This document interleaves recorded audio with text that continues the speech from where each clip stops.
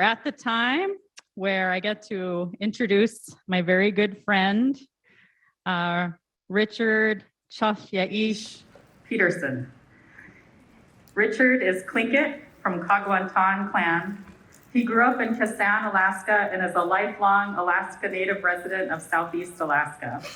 Prior to being elected as president of the Central Council of the Tlingit and Haida Indian Tribes of Alaska in 2014, Chalyee Éesh served as Chief Executive Officer of Prince of Wales Tribal Enterprise Consortium, president of the Organized Village of Kasaan, mayor/city council member of the City of Kasaan, and member of the Southeast Islands School District Board of Education. Economic development, partnership, tribal sovereignty, community sustainability, meeting our citizens where they're at, healthy tribes make healthy communities. These are all words that describe Chalyee Éesh's mission as president of the largest regional tribe in Alaska. His ability to bring culture and business value together through collaboration and proactive partnerships with federal, state, tribal, and municipal governments has gained him national recognition. He has received numerous awards for his leadership and outstanding dedication to preserving culture and community, including the National Center for American Indian Enterprises Development's Native American 40 Under 40 Award. Chalyee Éesh currently serves as chair of the Alaska Tribal Unity and on the Alaska Federation of Natives Data for Indigenous Justice Advisory and Tlingit Haida Tribal Business Corporation boards, United States Forest Service Alaska Tribal Leadership and Tongass Advisory Committees, and in various other appointed positions to represent tribal interests on Alaska Native issues. I am so happy to have him here with us today. Richard's been a friend of mine for many years, and when I think about, the leadership in the state that we have that is young, that is visionary, that really surrounds themselves with good people, really smart women who hold him up and who he holds up himself. I really appreciate his leadership for us on so many issues. I was just talking to him and he was letting me know that he's gonna go to DC tonight to participate in the signing of the VAWA reauthorization. That's the kind of leader we have in Chalyee Éesh. Welcome to the interior. Thank you so much, my brother.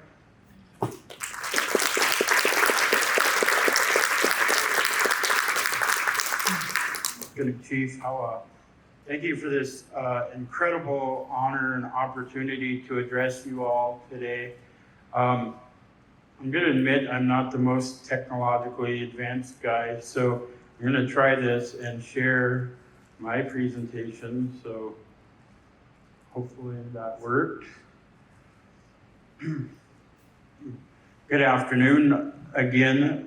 My Tlingit name is Chalyee Éesh. I'm Kaagwaantaan from the Eagle's Nest House. I was raised in the village of Kasaan. It's one of 2 Haida villages in Southeast Alaska. One of the oldest villages and smallest villages. And I was, people talk about things like privilege and white privilege, and I tell everybody I am village privileged, because I grew up in my village, very grounded in my culture, knowing who I am, knowing where I come from, having cultural identity, which, unfortunately, because of colonization, a lot of our folks don't have identity, have our cultural identity. So it's something so important that I think we embrace and bring back. So let me go backwards a little bit and just say good afternoon to our honored leaders, to Traditional Chief Trimble Gilbert, Chief Anna Frank, Elder Advisor Peter Demoski, ANTHC Board Member Andy Jimmy, Traditional Chief and Fairbanks Native Association Director Steve Guinness, to all of our respected leaders from our communities, to President Ridley and Vice President Stern. It really is an honor to be here.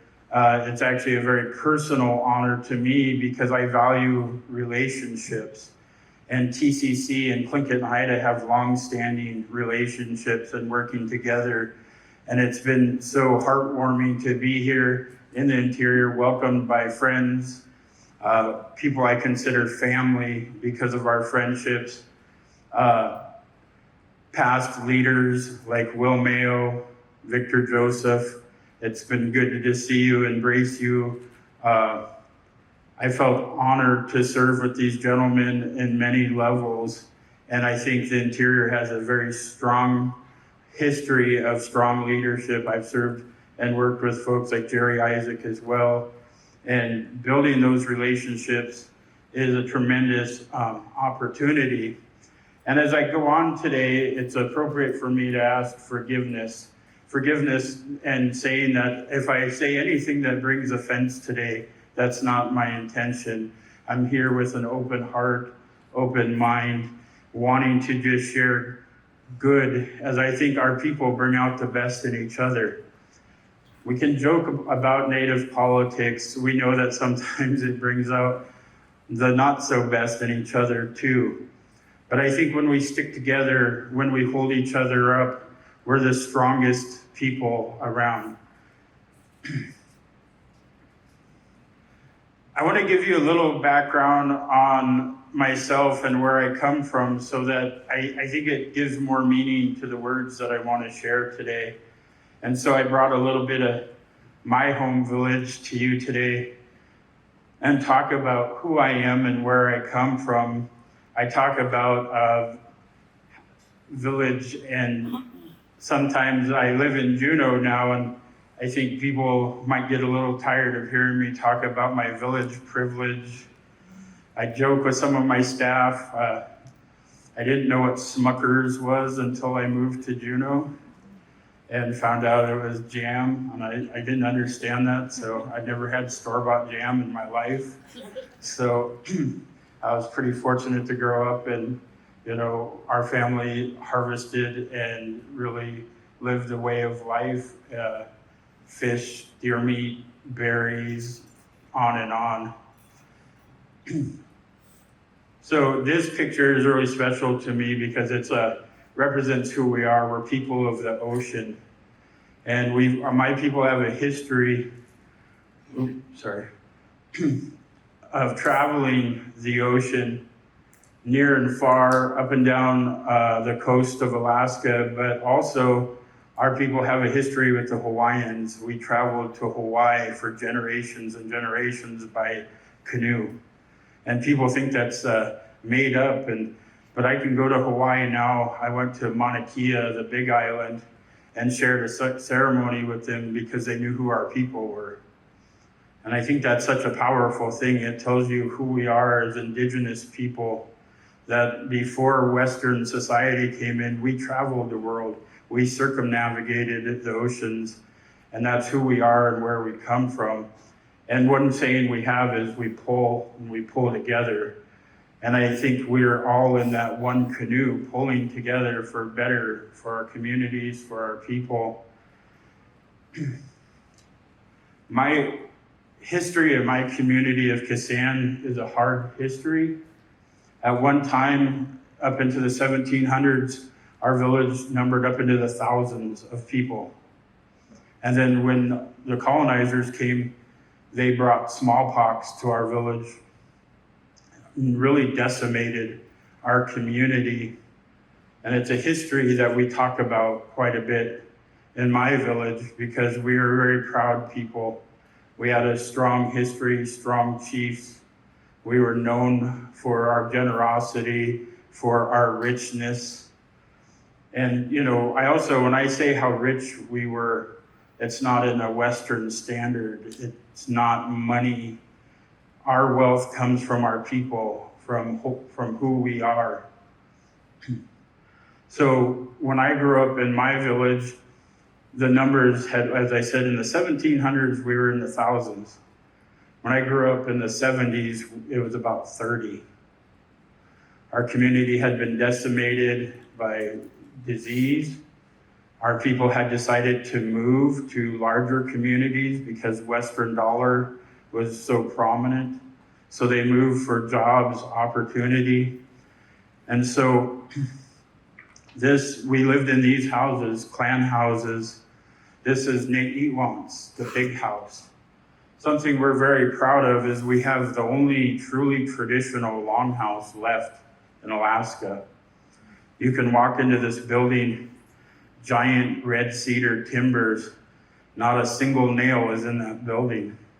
It is put together traditionally. And you see it, this is the state as when I was growing up, it was falling down. Much like our culture was starting to fall down. Our language was leaving our community. We didn't have the abundance of cultural resources and elders that we once had. And we started to rebuild our community. We wanted to be the grand people we were, that we came from. This is my village today. We've been working together, pulling together, standing together to build and rebuild our community. I talk about my village with so much love, because this is where I grew up. This is where I come from. This is who I am. When I identify myself, I don't say I'm from another community. I say I'm from Kasaan. The traditional name of Kasaan is actually Kasaan, and it means the beautiful place. So I think you can see and hear from me that I believe that our name is very appropriate.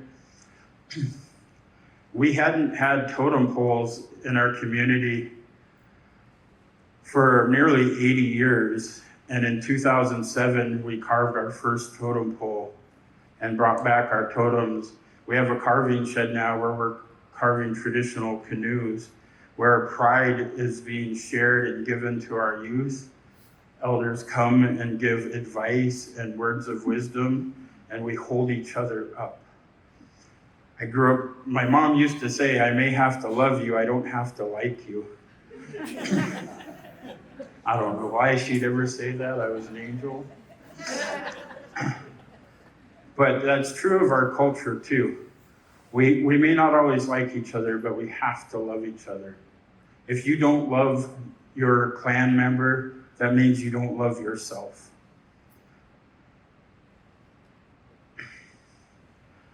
I want to show and finish about my kind of introducing who I am by saying, together we are powerful.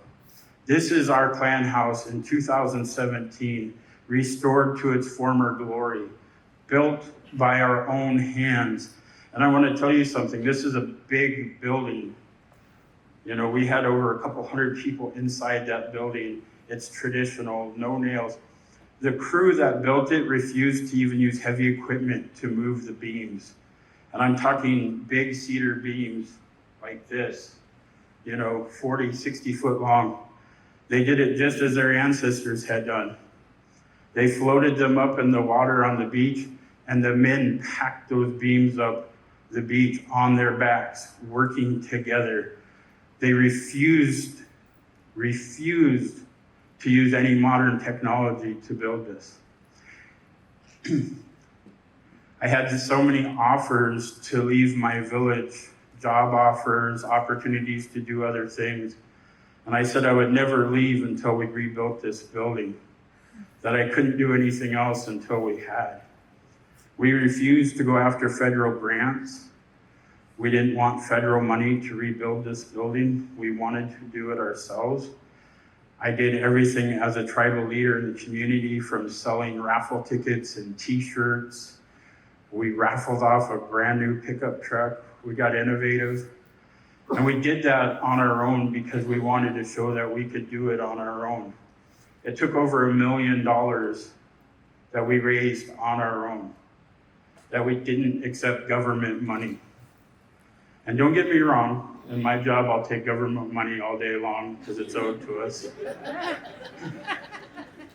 But for something so personal, for something that was ours, that represents who we are, we didn't want to concede anything. We didn't want to put a nail in that building. We didn't want fire escapes or, American disabilities access.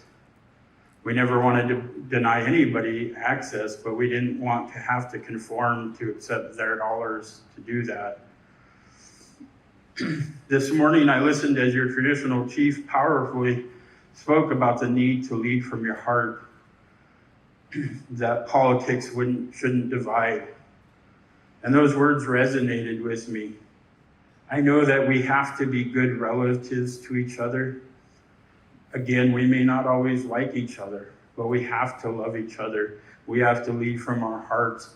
We have to lead with the traditional values that were passed down from our ancestors, not just for ourselves, but for our children and for the future ancestors that they're going to be. We have to do better. We have to live a life where we hold each other up, not tear each other down.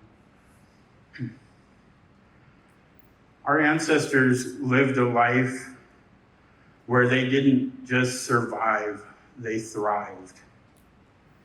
And one thing that really annoys me is I have people tell me about how our people survived. And that really gets under my skin because it makes it, I think it diminishes the way they view our way of life. Our way of life, again, that we've had for over 10,000 years on these lands. My creation story said we didn't migrate over any land bridge. Our creation stories tell us where we come from.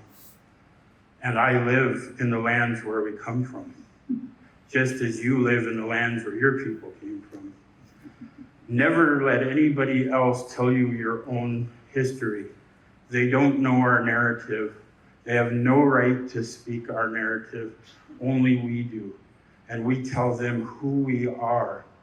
And when we divide ourselves, we aren't able to tell that story.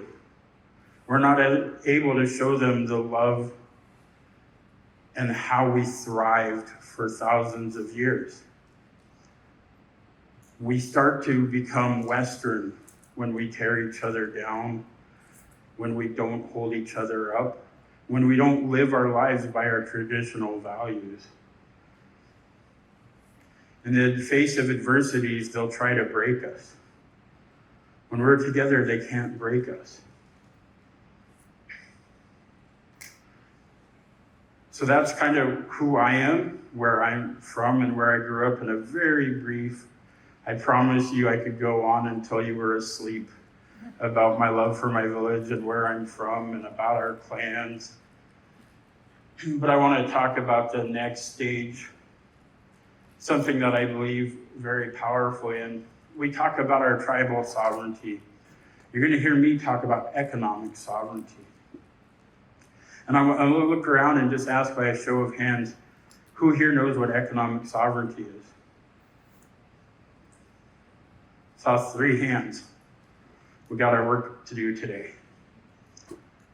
Economic sovereignty is something I'm extremely passionate about. And as I said in my opening, I don't mean to say anything to offend anybody, but these are my truths and my beliefs. And I believe when we talk about our sovereignty, when we talk about our way of life, we're only as sovereign as we can afford to be. Until you can afford to exercise your sovereignty, to defend your sovereignty, are we truly sovereign? And I think we can kind of argue that and have really healthy debate about that. But it's important to me that you understand where I'm coming from. That I believe collectively we're the most beautiful people on this earth.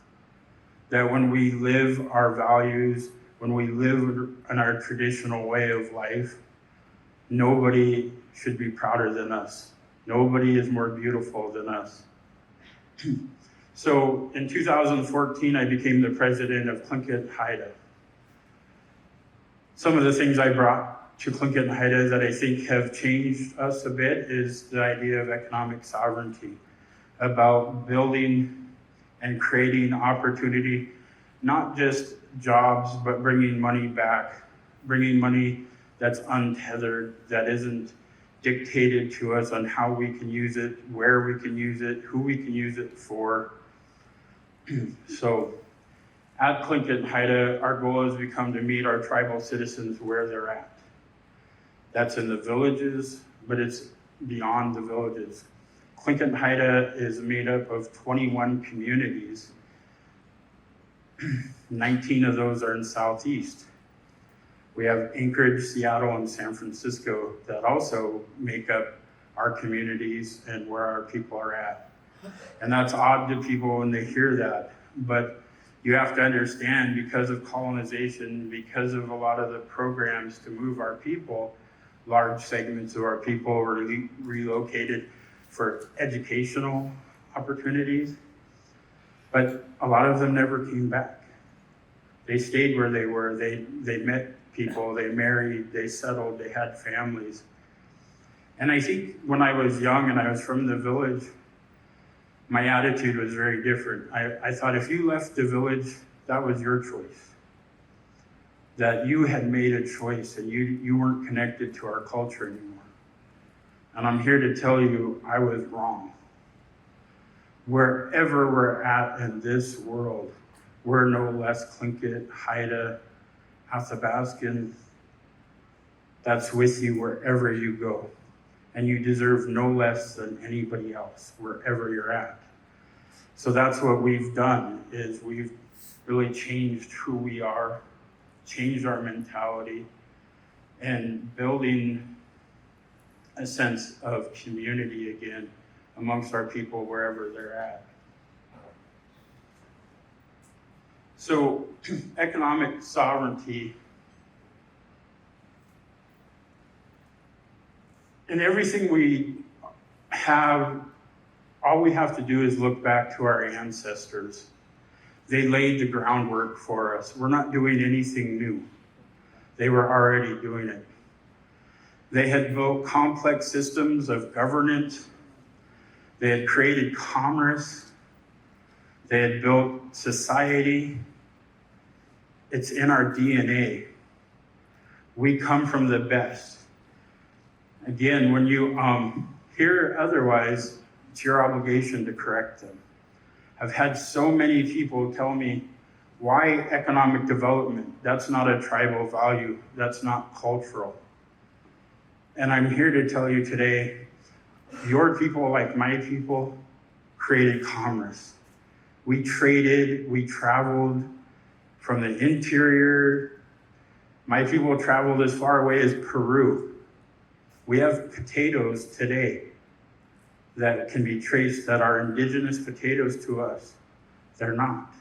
They come from Peru. We can trace that DNA back. We traveled the world in commerce. Our ancestors did that. It's important to know where we come from if we're going to go into the future. So when I talk about economic sovereignty and economic development, these aren't new concepts. These are thousands of generations old concept. Our people have been doing it forever. And I'm going to be repetitive. Never let anybody tell you otherwise. Our stories, our songs, they all tell us this. We know where we came from. We have the best foundation built under us because of our ancestors. But I know that if we're going to do this, we can't do it alone. Economic sovereignty can't be done just because I have the idea. I might be the president of Tlingit and Haida, but it still takes our people, it takes our council, it takes our staff to make it happen, to make it a reality. We have to work together to accomplish this. And, you know, I appreciated my friend Charlene's opening remarks for me. And I hear this all the time. Well, Richard's so innovative. He's this, he's a visionary. I'm really not. I mean that in all sincerity, I'm not. I go after low-hanging fruit. I go after what's obvious. And I'm only trying to build upon what our ancestors built upon for thousands of years. If anything, I'm like a revisionist. I'm going backwards. Because our strength came from our ancestors. The vision came from our ancestors. I would love to say I'm a visionary and I am innovative. I'm not. I'm a traditionalist. I love my culture. I love my people. And that's where it comes from. Nothing visionary about me. Although it's flattering to hear those words, I only wish it was true. I wish I could be that person that was being introduced. Our way of life is being threatened every day. In Southeast, we have Board of Fish meetings for Southeast Alaska happening in Anchorage right now. Well, Anchorage isn't Southeast. They purposely moved those meetings from our own region to limit our voice, to limit our participation. That's what we're up against every day. And I know all of you can relate. I know you experience the same thing. I know when you're fighting for the salmon to return in the Yukon, it's an uphill battle because of others, because of policies of other people, because the dollar is more important to them than our own resources. It's more important than our way of life. We all have to collectively work together. I mentioned in my early comments about TCC and Tlingit and Haida's history of working together. We need that more now than ever. We need to work together as Alaska Natives to protect our way of life. The salmon not returning to the Yukon should hurt me as much as it hurts you. The herring being depleted in Southeast should matter to you as much as it does to me. It's all interrelated. We know that. And if we go back to our traditional knowledge, it tells us that. We're all interconnected. Our resources are interconnected. King salmon feed on herring. We have almost no herring return now, yet the state of Alaska will tell you that we're going to have a record year because of the biomass. Their science should not and does not trump ours.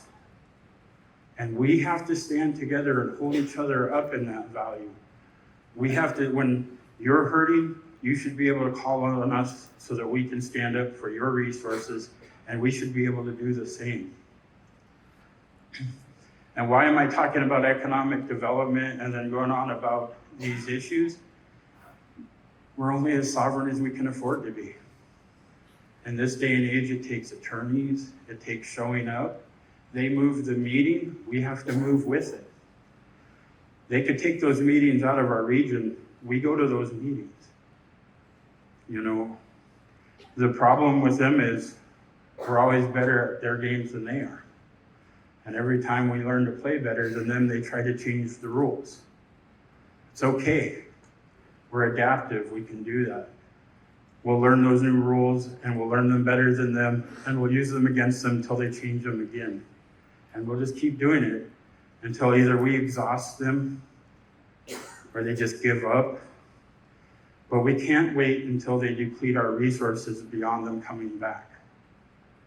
And we're seeing that right now across the state of Alaska, from king salmon returns to depleted herring returns.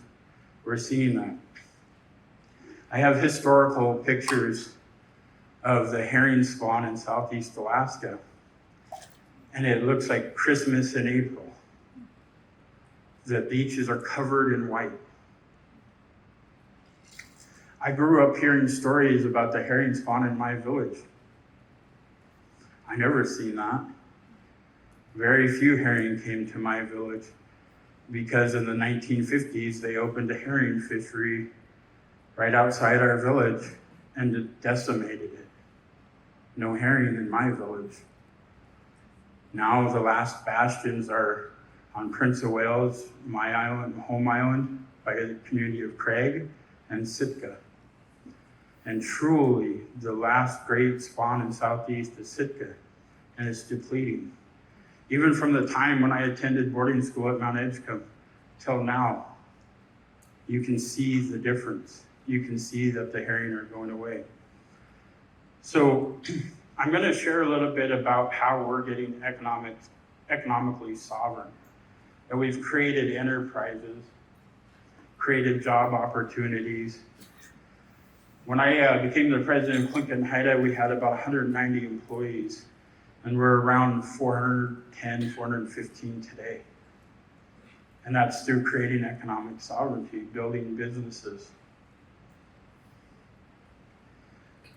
One of the first businesses was I looked at where we were spending money. And then again, low-hanging fruit. Our staff would leave the buildings in droves to go get coffee. And I was like, oh, we should open a coffee shop in our own building. And I had an elder walk up to me and he said, oh, we did that before, it didn't work. And I love our elders and I listen to our elders. But I knew, yeah, they did it before, but really what they did was serve drip coffee and have some pull tabs. I was like, we got to keep up with what the other community's doing. And so we built Sacred Grounds in our building, the Andrew Hope building in Juneau. Now we have one at Sea Alaska Plaza. We have one at Bartlett Hospital, which is the non-native hospital. So, we're doing it and we're creating jobs and opportunity. I think if you're in Juneau, I think we have some of the best food in town as well. I mentioned looking at our bottom line. We're in the capital city of Alaska, so we're always hosting events. And one thing I noticed is we spent a tremendous amount on catering. And we had commercial kitchens, so I said, why don't we create catering? Now, again, I sound innovative and genius. This is all low-hanging fruit. Also, had a lot of failures, and I'm not afraid of failure. I was 19 years old when I was elected mayor. And I stayed mayor for about 13 years when I really shouldn't have been mayor, because at the beginning I made a lot of mistakes, like a lot. And then I became our tribal president, continued to make mistakes. But somebody had said to me, and I listened to them, don't be afraid to make mistakes. If you're not making mistakes, you're not doing anything. Simple advice, but I took it to heart. He said, take the time to learn, why did you make a mistake? How did you fail? What went wrong? And so we do. So with our catering, we started off with really good intentions and darn near failed out. It was a disaster. And then one day we had the great idea, instead of trying to learn how to do this business, why don't we go hire experts and make sure we're doing it right? And so we went to one of the local hotels who hosted a lot of events, and we hired away their executive chef. Money talks. And now we're one of the best catering companies around. And that was our philosophy. I'm kind of a coffee snob. I would complain about our coffee. It was terrible. We hired really great people who could train people. And now I think we're the best coffee in town. We have our hall, which we cater and we do events. This is a real success story here. Sacred Shine out of Deacon. We're real original with our names too. We pick up Sacred this, Sacred that, Smokehouse. I think I actually came with Smokehouse Catering, so that one was great. But this was a young man, and he doesn't mind me telling his story. He had been incarcerated, he had messed up a lot, and he really worked, and using our programs, got his life back on track, was working for us, doing different things. And he kept telling his boss, you know what we need to do? We need to do detailing. We need a car detailing. There's lots of money in car detailing. And the thing about him is he showed up every day. He wasn't late. He was the last to leave. He was the hardest worker we had. And one day his boss came to me and said, I think we should give him a chance. I think we should listen. We don't have a lot to lose. And so we opened this car detailing business, and it's the most successful business that we have, I think. And it was taking a chance on our own people. It was knowing that we can mess up, but you can right yourself. And they're doing that. And so to me, that's the success story. We run our Little Eagles and Ravens Nest child care program. And that's been one of our best ones too. I'm sure it's the same up here. Child care is one of our biggest obstacles. There's just nowhere to, have our children. So we built our own and been really, really successful in that. And we get to do it. It's a commercial business. We have not just our own children, but anybody in Juneau who wants to bring their children, but we still do it culturally based. The one thing that I insist upon is we're not ashamed of our culture. It should be at the forefront of everything we do, whether the client is Native or non-Native. If you're gonna come to a Tlingit and Haida business, you're gonna know that it's a Tlingit and Haida business. This one has made me either the most popular guy in Juneau or the most hated guy in Juneau, depending on who you ask. You know, you can sell fireworks anywhere, but we have a piece of trust land, that a family allotment that we lease through the BIA from the family, and we do economic projects there. And I was like, we should sell fireworks, because on my island where I come from, we sell fireworks and everybody buys fireworks, and it's a lot of money. And everybody was like, no. My chief development officer was like, no, we don't want to do this. It's going to be a money loser and everybody's going to hate us. Our first year, we profited about $500,000. Again, untethered money we can do whatever we want with. So this says $250,000, but it was $500,000, so sorry about that. But unrestricted funds are everything. And who doesn't like to blow off fireworks? And I don't care how cliched Indians and fireworks are, I want to sell fireworks. It's fun. The 9-year-old in me loves it so much. And I just go get CBD treats for my dogs. They're fine. I can't help but myself but tell some stories sometimes. So we had this one lady in town, I'll call her Karen. She really doesn't like me. I got emails and letters from her that I'm the devil, that I've ruined Juneau, that I've caused, remember, she's a Karen, so not a tribal citizen. She's mad at the tribe because we've caused her historic trauma. And I just had to laugh. I was like, man, you could have just used the word trauma. You really came out to try with historic trauma? Yeah. So not all of your businesses are going to be popular or liked, and some may love them a whole lot. It's just what you got to go through.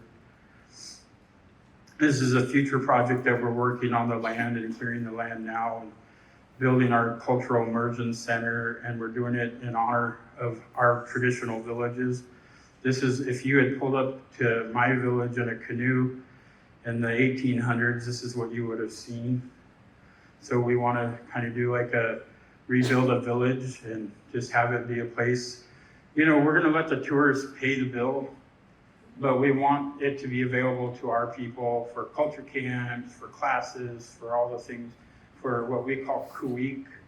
Would be a traditional party, memorial or celebratory. This is a big one for us.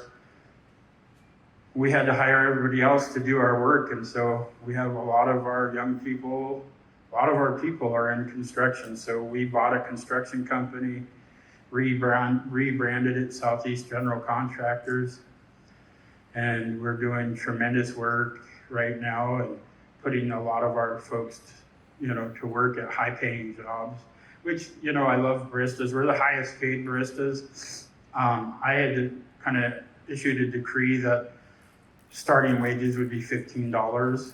So I think the average barista in Juneau makes like $10.75. So we wanted to just raise that bar.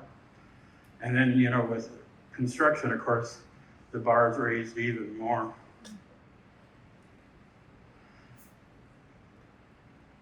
So again, I talk about economic sovereignty equaling true sovereignty. So these have been in the last 2 years acquisitions of the tribe. And going back about 3 years, we bought a 86-acre parcel right across the bridge from downtown Juneau.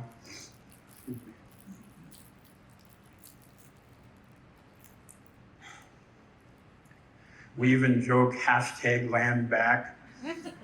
And it became so funny, then our staff started making our logo gear with land back on it. And they've been selling out, so it's been crazy. But the 5750 Concrete Way, that building we bought, it was a brand new shop, and we created during the pandemic our Tribal Emergency Operations Center. And we started this in response to COVID. We bought barge containers and filled them with PPE, masks, everything you can think of, and shipped them to all of our villages. Well, then we got into like emergency planning. We hired emergency planners.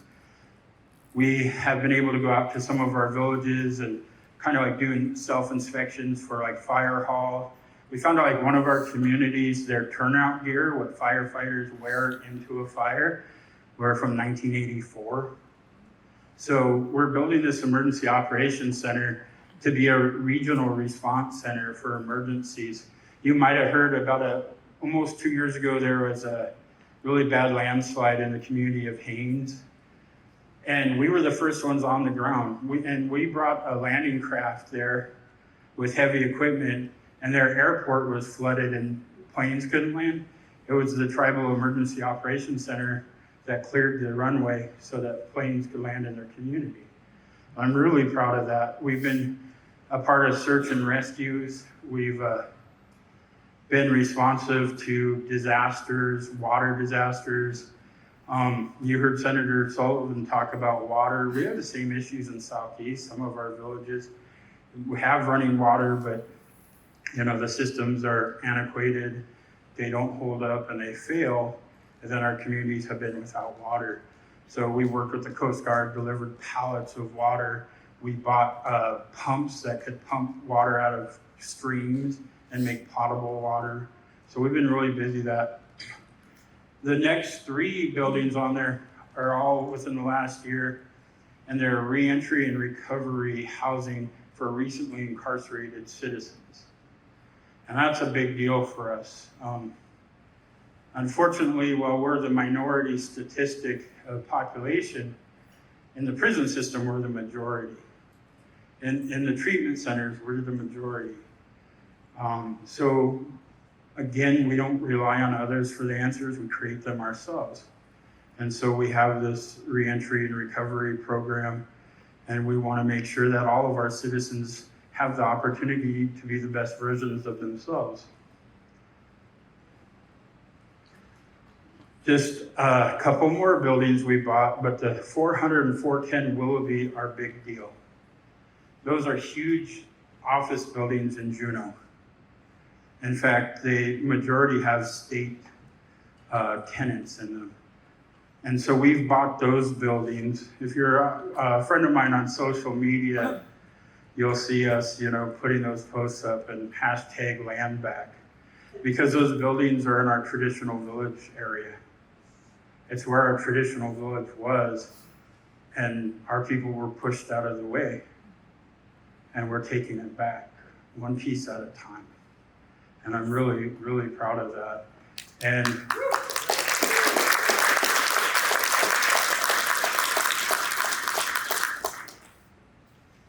the other thing, and I talked about meeting our citizens where we're at. Just last month, we opened an Anchorage office. And this is the first time we've ever built a new office or had a new office outside of our region. We have over 3,000 citizens in the Anchorage area. We need to serve them. We need to do better for them. And so we've right downtown, right across the street from the Marriott Hotel, on the same street if you're going to the Captain Cook, we have an office there, and I'm just terribly excited about it. We have a temporary Seattle office, and we have our child welfare staff there. So Seattle and Anchorage are our 2 biggest spots for child welfare. So in Anchorage, we just put a staff attorney there. We put a caseworker there. We've done the same in Seattle. And next week, my executive team and I travel to Seattle, and we're looking at buildings to buy. And not little buildings. It's gonna be bigger and it's gonna be incredible. But in the Seattle area, we have nearly 7,000 tribal citizens. In fact, if you added all of our citizens up in Washington State, we'd be like the third largest tribe in there. So we need to do better, and we need to meet our citizens where they're at. We also created a program called, it was a community liaison, but we call it now community navigators. And so for every one of our communities, no matter how little or no matter big, we're gonna have navigator positions that will help our citizens navigate our programs. Because most people don't even know what we offer. So they'll be trained up in every department, and they'll help our citizens. They'll help our citizens with enrollment. They'll help them navigate programs. They'll also learn programs in the local community and be able to refer them to those programs. The other thing that we do that I'm always embarrassed about is people will come in, we'll say, here's an application, bring it back when you fill it out. This position will say, here's an application, can I help you fill it out? Can I fill it out for you? Because we don't want to see our citizens turned away anymore. And unfortunately, that's happened a lot. The last thing I wanted to talk about is our Alaska Regional Coalition. And I see my friend Marna Sanford in the back, and I want to thank her. She's been an instrumental part of that. Chief Victor Joseph has been a long partner. But we have TCC, Manila, Kuwait, Chumachu, and Tlingit Haida. Collectively, we represent about 100 tribal communities, and we share a lobbyist in Juneau. We come together to lobby on health, public safety, pretty much anything that we have a common thread on. And it's been extremely effective. I'm actually even shocked about how effective it's been. And it's been so important. And, you know, it was really established to build on the good working relationship. And it's something that I talk about, if we stick together, if we work together, how much more we can do. And I've been a leader since I was very young. And I remember going to Juneau, and it was usually on behalf of the city. But while I was there, I would try to talk things for the tribe. And once you said tribe, you would watch legislative aides, elected officials. It was just like watching them power down. They didn't want to talk about tribes. They didn't want to have that conversation. If they did, it was whispered. And, you know, that's not who I am. That's not who we are. And so now we have a stronger voice. We're loud and proud. And I think we're really getting a lot of work done. And it's something I really believe in. The last thing I just want to share an analogy probably all of you know. Singularly, we're like a stick. And you can break a stick. I can take a stick and just break it. Collectively, when we take all of these sticks that are us and we put them together into a bundle, they can't be broken. And I ask all of you in roles of leadership, let's be the sticks that pull each other together and build a bundle. Let's be unbreakable. Let's stand together and let's build a better tomorrow for our children, their children, and the future ancestors we all want to be. Eesh.